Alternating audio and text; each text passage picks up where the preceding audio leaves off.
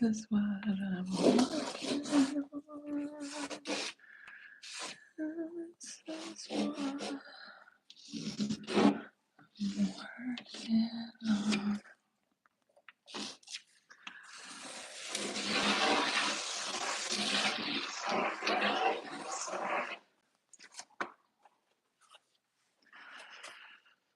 I need some water.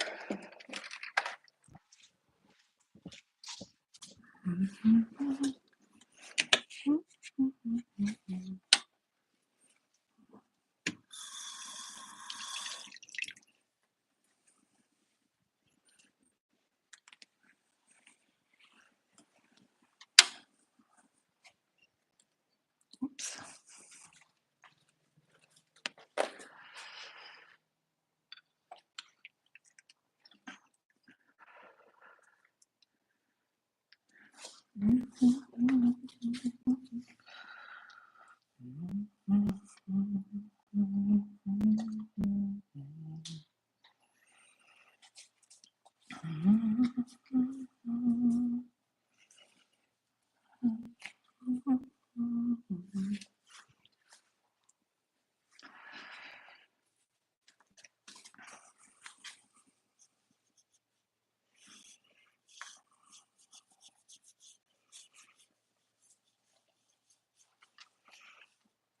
Go slowly,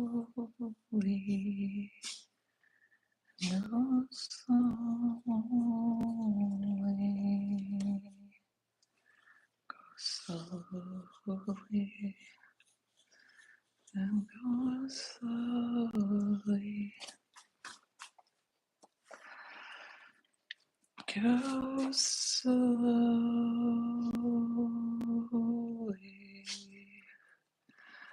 go slowly, go slowly.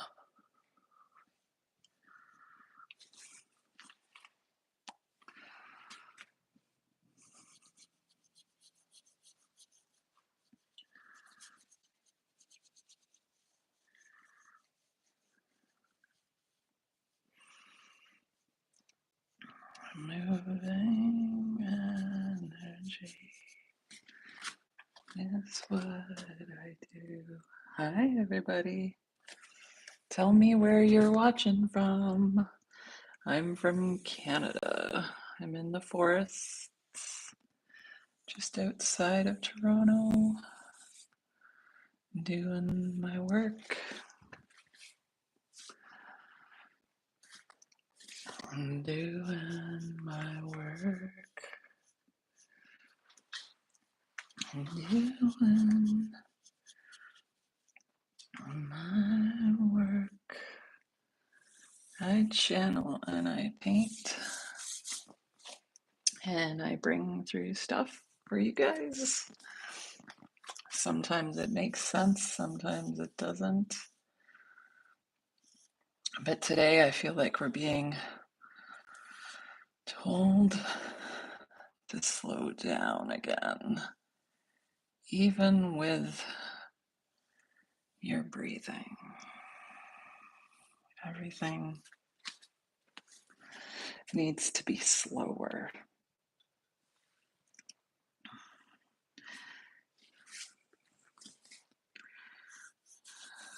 Go slower. Whatever that means for you. My slow is like not moving at all. Some people can't do that. I get it.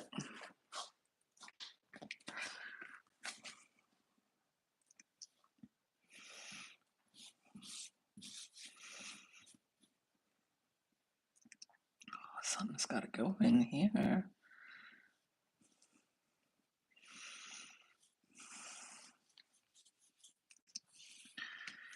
What am I making room for? What are you making room for? Do you have room for anything?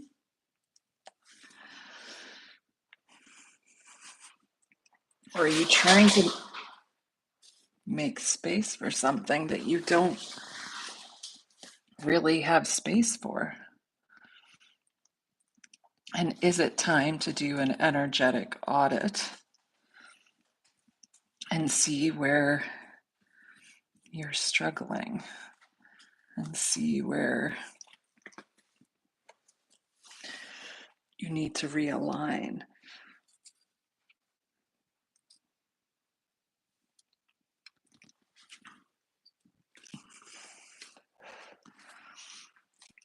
I keep hearing like snail's pace, snail's pace. Like, why are you trying to rush? Why are you trying to escape the process? Because I think that's 99.9% of people are like, no, I just want to be at the end. I'm the same. I'm always asking my therapist, so like, when's the healing done? When am I going to be? Oh, we never want to hear that answer, do we? It's just a process. Healing is a process. It never really ends. You just have moments of like, wow, I get it. And then that reveals something else. And we keep moving. And we keep, I don't know, we keep becoming a new version of ourselves. And really, I don't think there is necessarily the ultimate version of ourselves. I don't think there's this like level 39 version of Emma. I think there's lots of versions of me, and I think I keep hopping through them. I think I keep learning and unlearning things. And I think every time I do that, it feels great. But I'm no longer in this piece of chasing that. I think that is where the magic lies, where you can just like, I'm here. Let's just enjoy it. Let's see what this becomes and not trying to make it become anything. I think that's where the magic really is. And I'm just, oh, these chalks, man. You know, it's really hard to find chalk. When I started to look for chalk to do this, I couldn't find any. And I know everybody's going to say, go on Amazon. I'm not much of an Amazon user. As much as I accept payments that way, I'm not really, I prefer to keep my money in the local economy, so I support local businesses as much as I can. Like if I can't find something, of course, that's going to be my last. But yeah, I'm not a huge user of Amazon. I lots of reasons why, um, and we all know them. I don't really think I need to repeat all of that jazz. We've already got enough to think about today. I'm seriously getting to this point where I'm like, my brain only has enough capacity for this is all that I am going to take in today. I'm not doing anything other than creating art today because that is all I have the capacity for.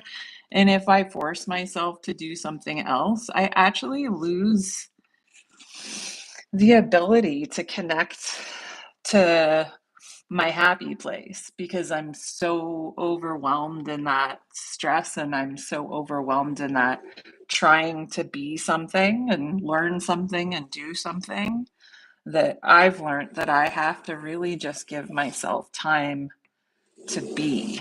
And that's really what I say when I talk about just be.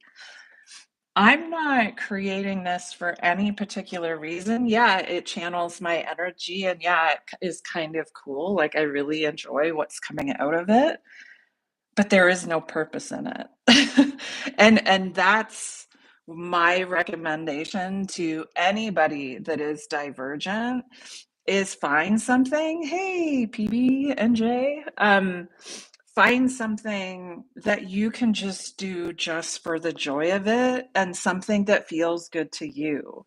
Because this is where I work out a lot of my thoughts, but also process some of the information and energy that I'm receiving from the collective that I don't need to hang on to. I just put it here and then it's out, and then it doesn't cause, this is a big, discordance in my body. Like, it doesn't make me irritated, because if I have information in my body that's not necessarily for me but is for the collective, it really overstimulates me and overwhelms me to the point where I think, like, oh my god, I need to solve all of these problems, and it becomes that circular thinking overwhelm. And I need to not be in that space, because when I get into that circular thinking, spiraling, oh, I need to save the world, I don't actually do much for me. I do a lot for everybody else. And it's because you're dysregulated. And I'm learning to regulate myself through creativity. I'm learning to regulate myself through play. I'm learning to regulate myself in ways that feel good for me. And this is the one thing that is really hard when you're first stepping into this world. I'm a late diagnosed autistic, ADHD, twice exceptional, like all of those things. A lot of labels that don't really make any sense in our world, or do, but not for divergence. They limit us, I do think, labels sometimes. So I'm just trying to make a space for me and my community to be able to say, hey, what do you do to regulate? Because all of the skills that are out there are really for children. And, yes, art therapy is one of them, but not in the way that maybe an adult needs to do art therapy, which is very different from the way a child needs to do art therapy. And also doing it not to just alleviate our overwhelm, but also do it as a form of movement. So creating artwork, like, I don't really do well when I create in small spaces. I do much better when I create really big things and I'm moving my body and I'm really involved in the artwork. That really works for me. And I know that there is a physical piece to me processing. I have an auditory processing disorder. So processing is really hard for me because I get really overwhelmed with all of the things. This slows it down. This gets all of the energy and all of the thoughts out of my head and puts it out there in a way that makes sense to me, but is still creative and that I can share with the world.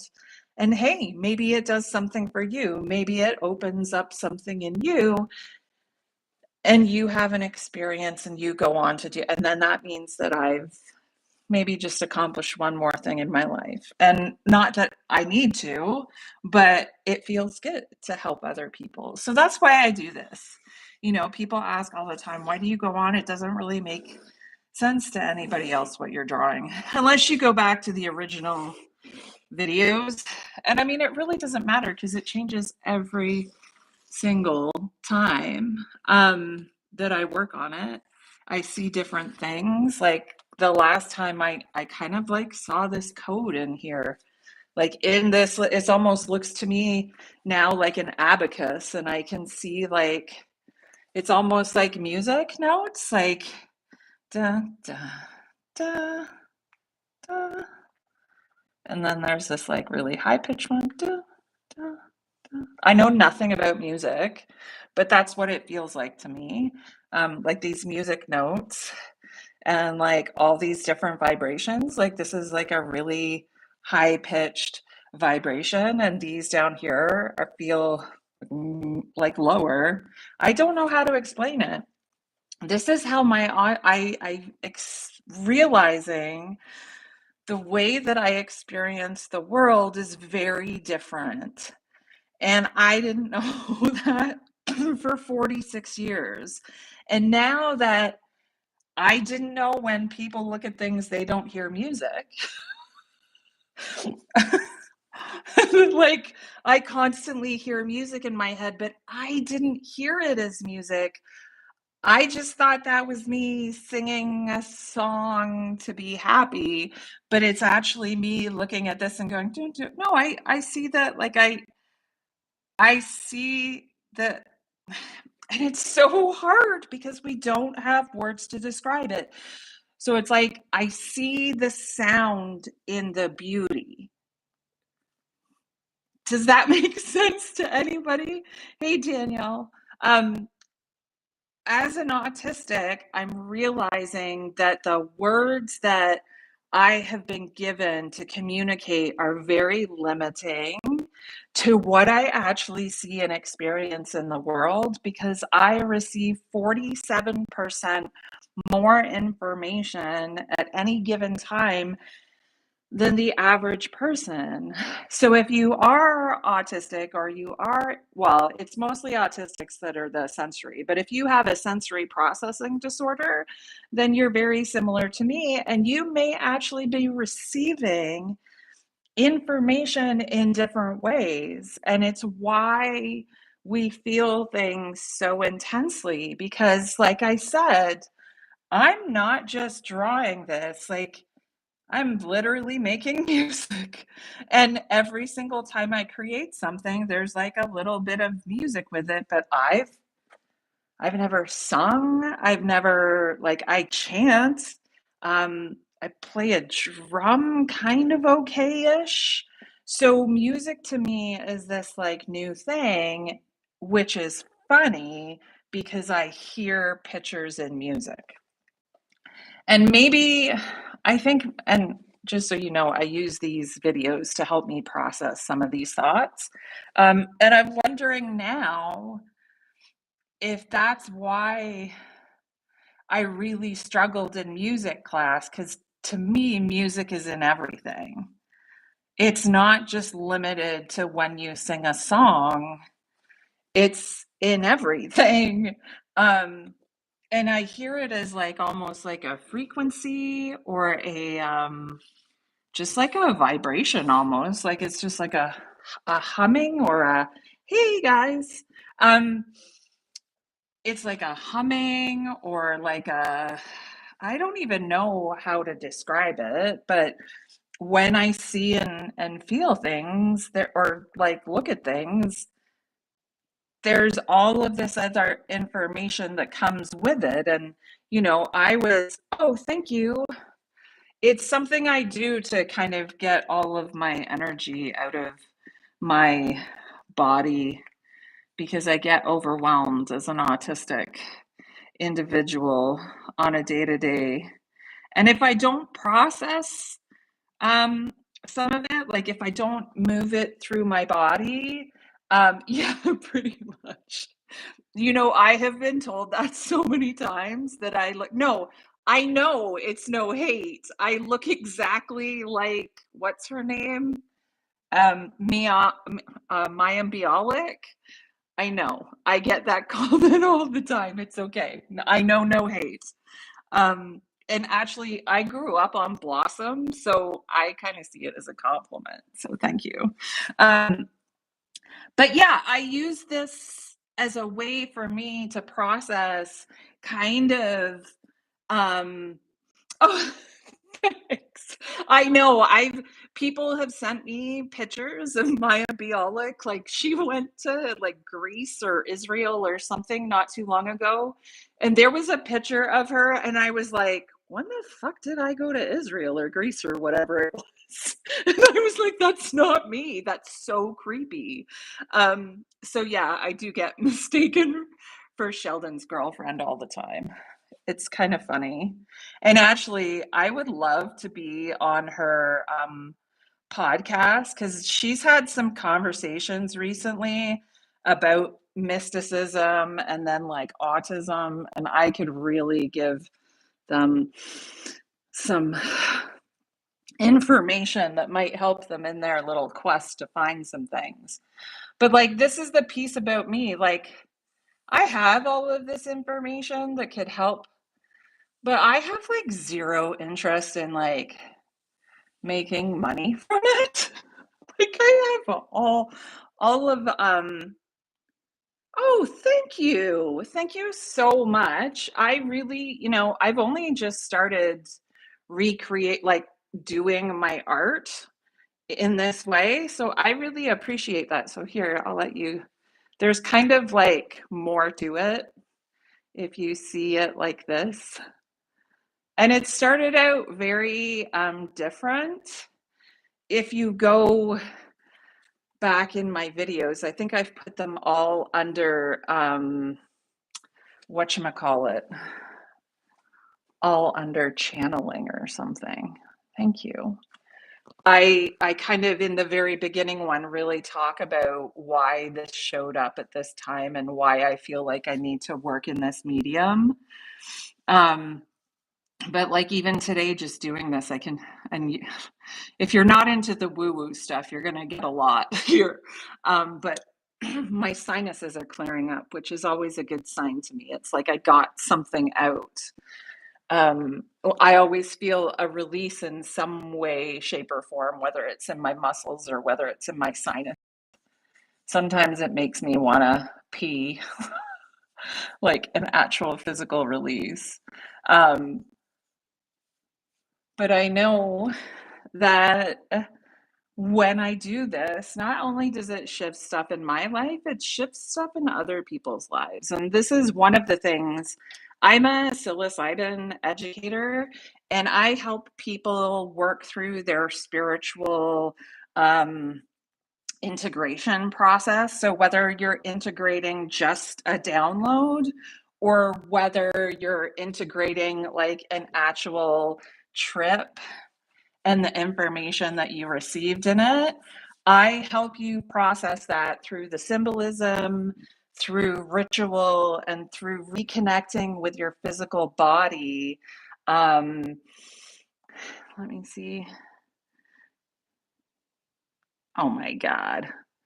People with their dirty comments. Huh? No, I'm not going to say it. Emma, that's inappropriate. Do not say it outside of your head. See, this is the problem with me. I will say wickedly inappropriate things when it's probably not good. So, yeah, no, I know you're trolling. I know you are.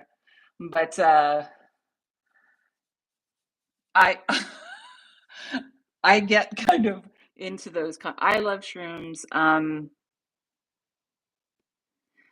Okay, so do you want to know why you bawl your eyes out when you're coming down off a shroom? It's because you haven't processed um, what you worked on in your last trip. So, like, I've been doing some microdosing over the past couple of weeks, and every single time it makes me really emotional.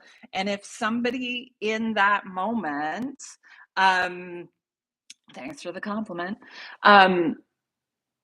If somebody in that moment comes at me with something to do with boundaries or comes at me with something, you're having a hard time not crying. I know. I am having a hard time. I it, I'm like, don't say the dirty thing. Don't say the dirty thing. Especially on YouTube, because if you say something rude within like whatchamacallit, if you say it within like the first 15 minutes or something, your views go down. So I'm trying to be appropriate. Um, but anyway, what was I saying?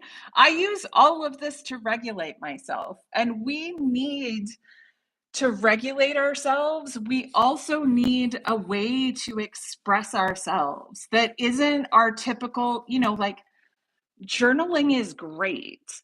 But if you're a person that gets in your head a lot and you are divergent or you think in a different way than the normal way of thinking, then you're really going to struggle. And actually, journaling can put you into this spiral of, oh my God, it is really bad. Because you're like, but it depends. If you're not a catastrophizer, then journaling might be great. But I catastrophize. Oh my God. No. Anyway, because you wouldn't like the answer because it's actually none. I got nothing for you. So when I do this, it's not what I normally do. The way that I express myself is usually me verbalizing, like doing a live video about a subject like art or like I don't know, or it might be about something like about you know ritual. I was like, well, I still am into ritual, if you can't tell. Um, but I can talk about that stuff forever and not be, I'll be totally fine. But this gets me out of thinking because I'm literally creating something and it's speaking to me as I'm thinking about these things and I'm seeing more because I'm using art to express it. Um,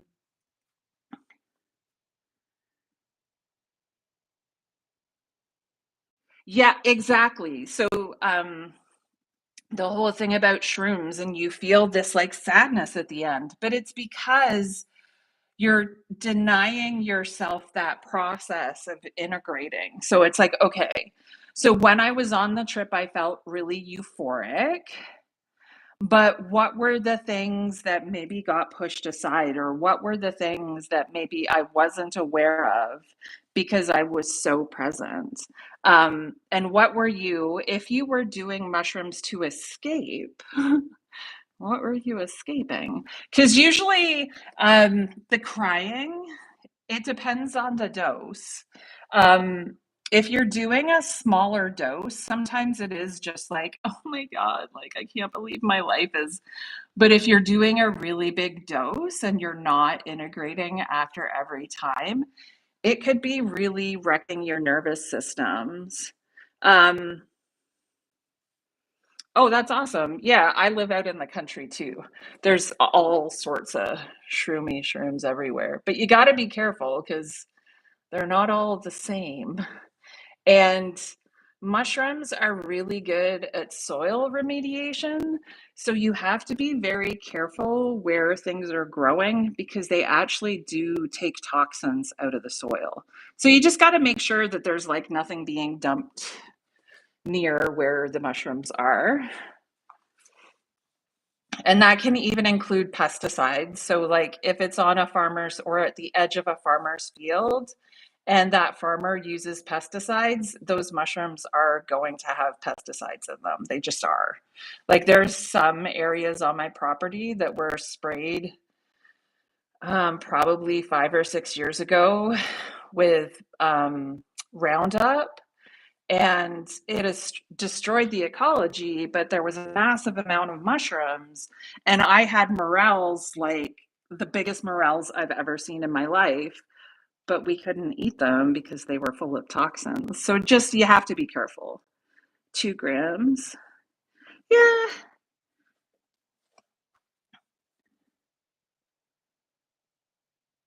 Oh yeah, no. I am very careful where I get my mushrooms from. That's part of the psilocybin educator piece is, the thing is if you're not growing mushrooms on the regular and you don't know like what the Cubans is, it can be like, one little cap could literally be taking 10 grams in a different cow poop, as stated. Nice. Oh, you're in, okay, yes. If you're in Sweden, you know what I'm talking about. It's like literally part of your heritage to know about mushrooms. I'm very jealous. I came to Sweden when I was a little wee tiny kid, and I think my soul was happiest there. And I would move to Sweden in a second if you'd have me. Even though I do really love Canada, I want more wild open, and I can't believe I'm saying this and I live in Canada, but I want more wild open spaces and like lots of trees. Yeah, exactly. It's just baked into your life in Sweden, I think. It's more like of a just a general knowledge that this is what, and here it's not at all. Like I literally had to take, I mean, I knew a lot of it already, but I took a government certified psilocybin educator course so I could just talk to people about mushrooms without being arrested. So I think I'm like one of 40 people in Canada that has the actual certification to do it. I'm not a trained sitter. That's not really something, well, it is something I've done in the past, but it's not necessarily something I want to do. Um, I did it more for self healing, and then I just encourage people to find their own way and just be safe about it. And then come to me and ask me, is it good for my brain? Because I also took, um, we got like a shroom season. Oh, that's amazing. I wish we would get that here. I know my partner would really benefit from having some time off to do some. Um, but yeah, it healed my brain. Like as an autistic individual, I completely lost my memory at a certain age, and I started microdosing and then took a couple of really big doses, and something happened. I don't know. I'm now able to regulate myself a lot easier. Now I'm able to like communicate what I wasn't able to communicate before. Um, no, Canada's good. It's just there's a lot of loud voices, you know what I mean? Like there's a lot of people in Canada that think they speak for all of us when that's not really the case at all. So we're actually doing really well. um, LSD helps. Yeah, totally. I will tell you, it really helped me process my trauma because it allowed me to be in my body. Um, I use cannabis a lot. I do a super big toke in the morning and to wake up my endocannabinoid system. And then I just take little micro hits all throughout the day. I'm not really stoned, I'm just in my body. Um, and then I'm able to have these conversations and I'm able to have things that or say things that I wouldn't be able to say usually because my brain is going so fast. Like usually when I'm doing this, I would be thinking about your conversation, I would be thinking about the next conversation, and I would still be answering the question before. And my brain is capable of doing that, but it's exhausting. Um, Oh, that's awesome. Yeah, there's a massive one. Um, there's a major scientific study going on at the University of Toronto, um,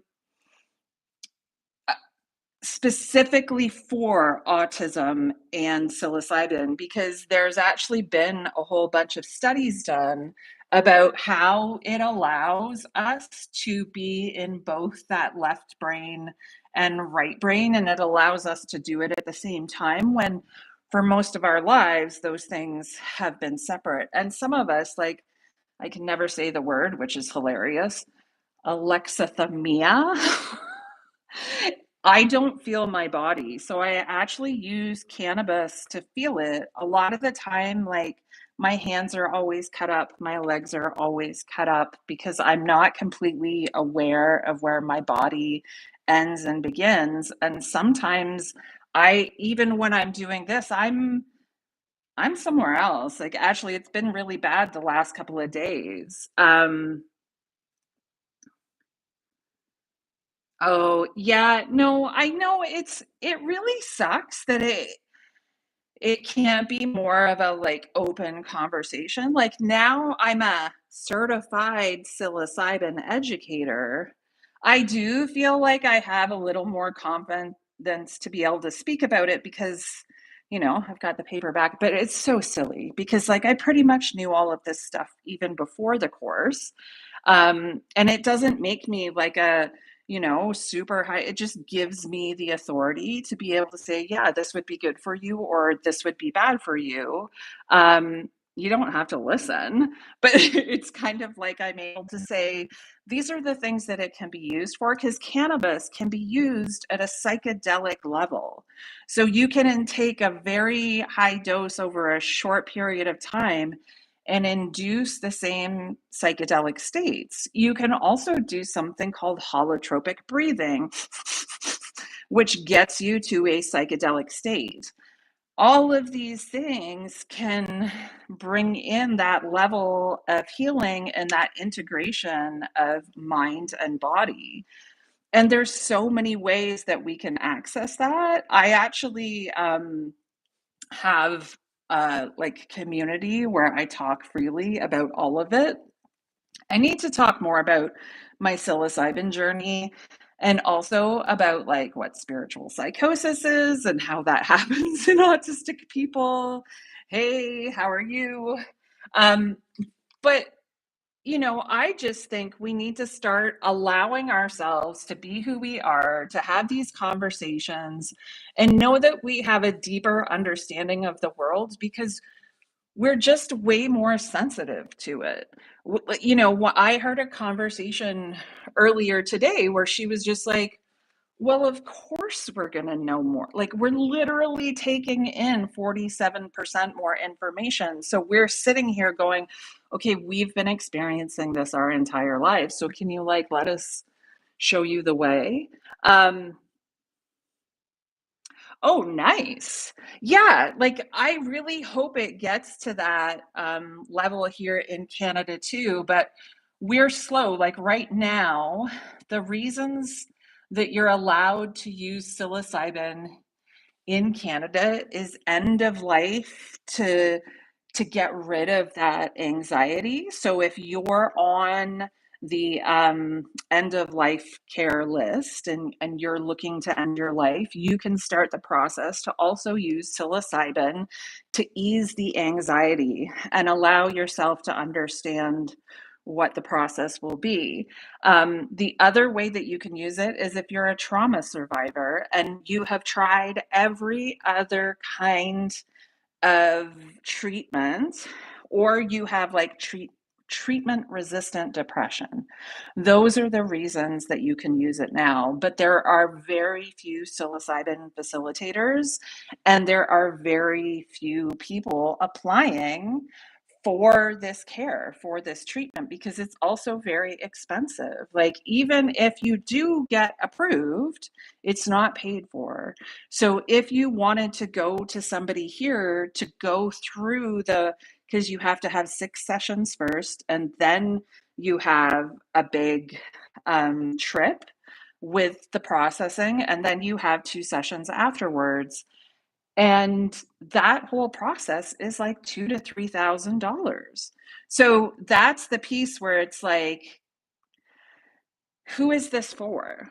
That's the thing that frustrates me as a divergent thinker. If I'm going into sacred medicine work and I'm training to do these things, I'm literally training to just serve wealthy people. And for me, that's just not acceptable as a divergent thinker. So that's why I kind of stepped away from the psilocybin facilitator role, because that's not for everybody. That's not for everybody. And And right now, I can't make a lot of difference in that realm. I can make a lot of difference doing this because more people are going to see me doing this. I would be helping one wealthy person at a time, and there's lots of other people that can do that. It's not for me. That's not my job. Um, and I think a lot of divergent thinkers are going to get to this place of like, yeah, who am I doing this for? Like, who am I actually serving? I'm not serving my community. I'm actually serving a community that is telling me that I don't fit in and that I have to like force myself to be comfortable in their environment. So I think there's going to be more people like me that just say, no, I'm just going to create something different because that doesn't work for me. So if you want to create something different, come and hang out with me because I'm sick of trying to make myself fit into systems that don't work for me. Um, and a lot of that is the healthcare system. A lot of that is, the way that we deal with mental health, the way that we deal with physical health, all of it. It just doesn't work. So I want to do something different. So that's kind of what I'm working on today is like, how do I create that thing? I've already got my online community. I'm already, yeah, I mean, it's free healthcare, but only for certain things. Like, you wouldn't be able to get psilocybin therapy for free. I can get things like, a mammogram for free, or I can get like, if immunization is required, they pay for it. Any of the testing that is required as you age, they pay for. But they're not paying for like our medicine. They're not paying for like bigger tests. Like I've paid for some pretty serious tests. I know, right? Oh, thanks. You love my laughter. Yeah, exactly. That's more of a human right, and that's the problem in Canada. We're kind of like we project that we have all of this, beautiful social world, and it's really not. Like I've been at every level. I've been on social like funding. I've been on EI. I've been on so many different things, and none of the systems work very well. Like yesterday, my monthly amount that I get for my son went down by like $175 or something. And I know it's because my husband got like a lump sum, but like that's not my money. Like that really frustrates me because like, and I understand it's both our money, but it's not really. Come on, people. Like that's not how the world works. Somebody's gonna get mad at me for saying that, but that's the way my brain makes it work. Um,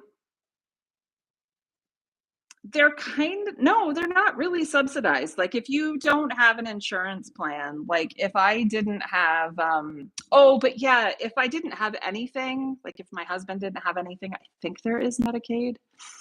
I'm not sure. Yes, exactly. BST, correct. Yeah, I'm glad it is the way it is. But I think there's more stuff that should be covered. Like I do think having a ability to get diagnosed, that should be covered. I had to pay for that. And I luckily found somebody that was affordable, but there were so many companies that I looked at that were like $3,000, which is just insane. Um, so, anywho, I'm losing steam. I have to go walk my dogs. This was a lovely chat. Thank you for hanging out. Um, I hope to do this again. And I keep saying I'm going to post more and then I like disappear. This summer is a weird one. So maybe I'll post more, maybe I won't. Come and find thewildhealing.com. It's where I hang out. It's where all my content is, and it's 100% free. So look for the link in the bio below, and we'll talk to you soon. Bye for now, wildlings.